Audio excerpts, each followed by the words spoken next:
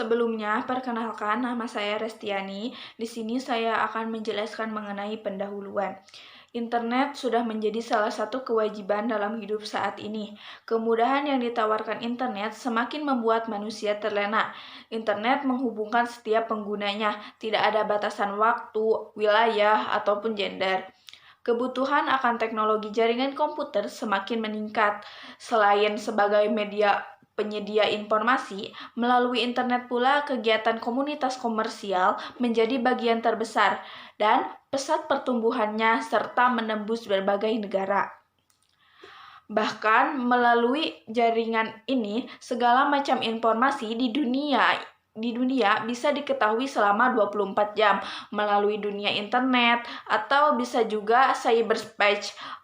Apapun dapat dilakukan. Segi positif dari dunia maya ini tentu saja akan menambah tren dalam perkembangan teknologi dunia dengan segala bentuk kreativitas manusia. Akan tetapi, dampak negatif pun tidak bisa dihindari. Tatkala pornografi marak di media internet, masyarakat pun tak bisa berbuat banyak. Seiring dengan berkembangnya teknologi internet, menyebabkan munculnya kejahatan yang disebut dengan cybercrime atau kejahatan melalui jaringan internet. Munculnya beberapa kasus cybercrime seperti pencurian kartu kredit, hacking beberapa situs, menyadap transmisi data orang lain, misalnya email, dan memanipulasi data, dan cara menyiapkan perintah yang tidak dikehendaki ke dalam program komputer.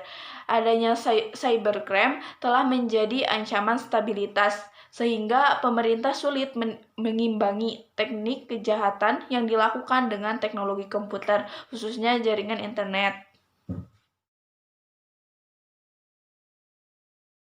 Keamanan cyber atau cyber security menjadi isu yang hangat selama sebulan terakhir. Kemunculan hacker berochika yang merentas dan mengambil data penduduk membuat perbincangan perihal perlindungan meningkat secara signifikan. Saat kita berbicara perlindungan data digital, mustahil tidak berbicara tentang cyber security. Banyak perusahaan yang kemudian menginvestasikan waktu dan uang di sektor ini. Ketergantungan pada sistem komputer, internet, dan standar jaringan nikel kabel seperti Bluetooth dan Wi-Fi membuat cybersecurity makin berkembang. Selain itu, karena pertumbuhan perangkat pintar dan berbagai perangkat yang membentuk Internet of Things, orang mulai berpikir bagaimana cara melindungi diri dari orang asing atau niat jahat. Kejahatan di dunia maya telah berkembang secara signifikan sejak komputer pertama online dan mulai berkomunikasi satu sama lain. Tingkat risiko yang dihadapi saat ini jauh lebih daripada sebelumnya, tetapi keamanan cyber terus tumbuh dengan ketepatan cahaya. Ukuran pasar keamanan cyber global diperkirakan akan tumbuh menjadi 345,4 miliar US dollar pada tahun 2026 menurut statistika.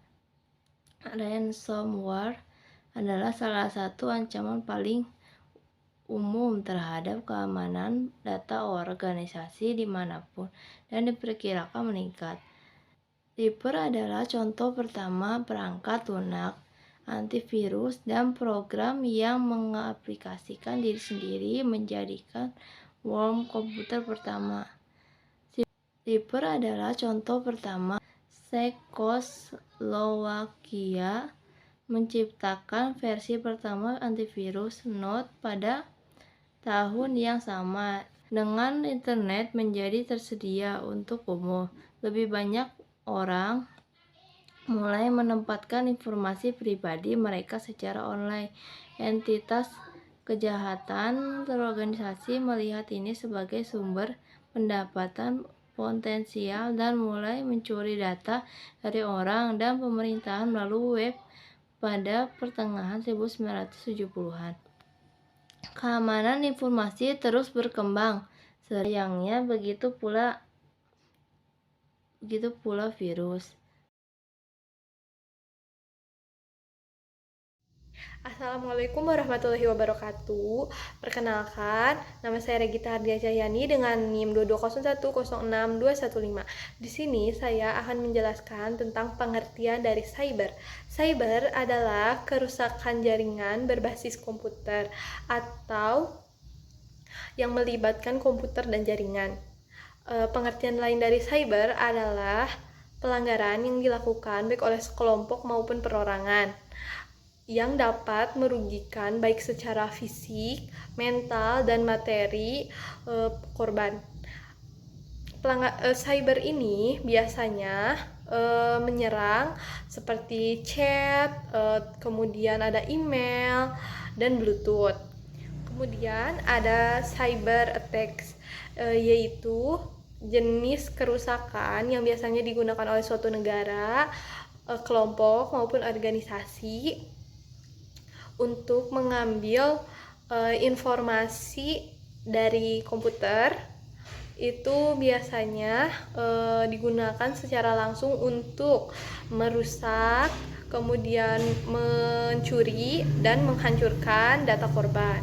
Kemudian yang terakhir ada cyber torsion, yaitu kerusakan pada jaringan komputer dengan adanya penyerangan. Hal ini biasanya dilakukan oleh seorang hacker, di mana hacker ini nantinya akan meminta uang untuk sebagai tebusan kepada korban dan berjanji tidak akan menyerang lagi dan akan melindungi jaringan komputer tersebut. Maraknya kasus ancaman cyber yang terjadi karena berbagai faktor, salah satunya adalah semakin tingginya akses pengguna online. Banyaknya informasi data pribadi yang masuk dan lemahnya sistem keamanan pada internet memudahkan penyerangan dalam pencurian informasi data.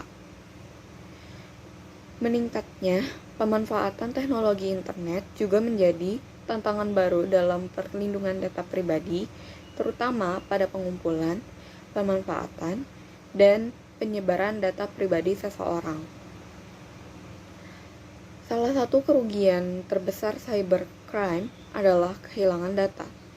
Hal ini bisa terjadi baik pada akun pribadi maupun website yang menyimpan data pribadi si pengguna. Cybercrime selalu mencari celah agar dapat mencuri data penting dan menggunakannya untuk berbagai kepentingan.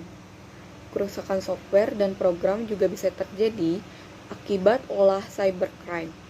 Saat itu, serangan yang terjadi menyebabkan banyak perangkat yang tidak bisa diakses. Ancaman cyber dalam media serta ICT atau Information and Communication Technology disalahgunakan sebagai platform secara langsung dan tidak langsung, menyebabkan gangguan atau kerusakan yang sama secara sengaja atau tidak kepada para penggunanya.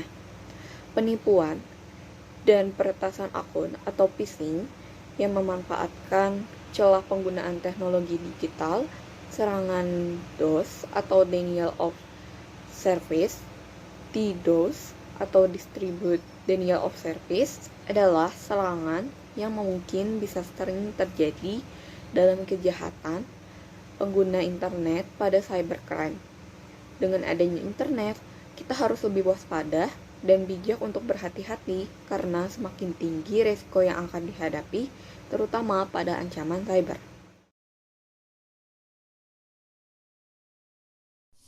Ancaman siber yang pertama adalah denial of service atau DOS attack, yaitu suatu serangan yang memberhentikan layanan sementara atau permanen sebuah server website dengan cara menggunakan botnet yang dijalankan secara bersamaan.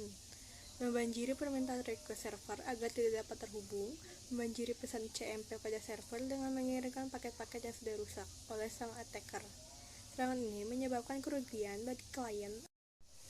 Cara mencegah terjadinya serangan DOS yaitu dengan menggunakan hashing kriptografi. Server mengirimkan respon SYN ACK-nya dengan nomor urut sekno yang dibuat dari alamat IP klien, nomor port, dan informasi pengenal unik lainnya. Ketika klien merespon, hash ini disertakan dalam paket ACK server, memverifikasi ACK, dan kemudian mengalokasikan memori untuk koneksi. Selanjutnya, menggunakan slot dengan rule yang sudah disiapkan dan akan dijalankan pada server, serta membatasi memproses pesan CMP yang masuk. Ancaman siber yang kedua yaitu pencurian data dan informasi pribadi. Mitigasi yang tepat adalah dengan memperkuat aturan perundang-undang mengenai pencurian data pribadi dan meningkatkan kerjasama keamanan siber. Pencegahan lain dapat dilakukan secara individu, yaitu mencari informasi lebih lanjut mengenai berita yang diberikan oleh orang yang tidak dikenal, lalu tidak asal mengklik postingan yang bukan dari sumber terpercaya atau orang yang tidak dikenal, serta bijak dalam memilih dan memilah informasi yang beredar di media sosial. Ancaman siber yang ketiga yaitu beredarnya situs palsu atau phishing.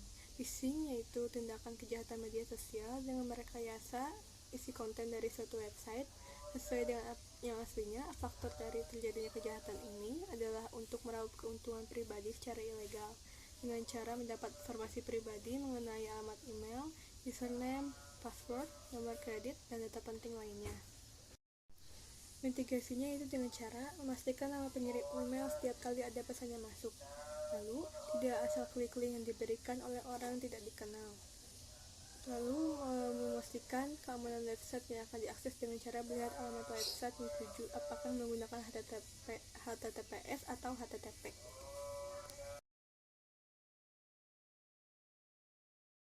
Jadi pada era digital saat ini, ancaman cyber sudah semakin meningkat pada setiap harinya. Tidak hanya di beberapa negara saja, tetapi sudah di hampir seluruh dunia merasakan dampak dari adanya ancaman cyber. Cyber juga merupakan suatu tindakan kejahatan yang sudah merusak, memanipulasi, dan mencuri suatu informasi penting dari seluruh aplikasi atau website yang bisa menyebabkan masalah serius pada keamanan jaringan, database, atau sistem komputer lainnya. Berdasarkan data yang diperoleh, di Indonesia terdapat 33.451.230 ancaman cyber. Dari data tersebut, dapat diperkirakan bahwa ancaman pada cyber telah mengalami peningkatan yang cukup besar, yaitu sebesar 9,35%.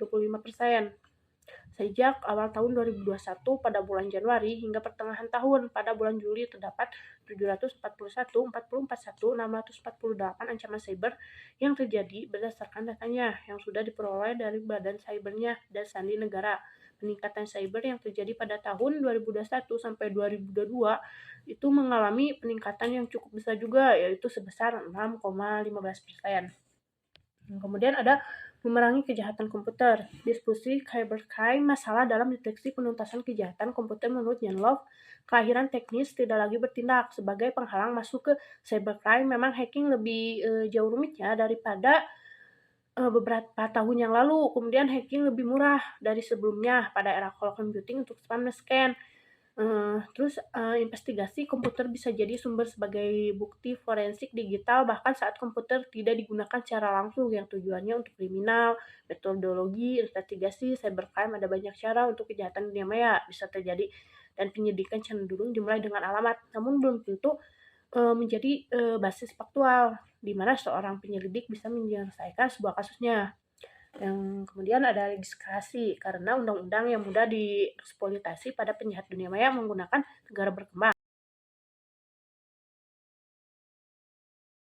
Karena itu sering seiring kemajuan teknologi dan lebih banyak orang mengandalkan internet untuk menyimpan informasi sensitif seperti informasi kartu penerbangan, penjahat akan berusaha mencuri informasi itu.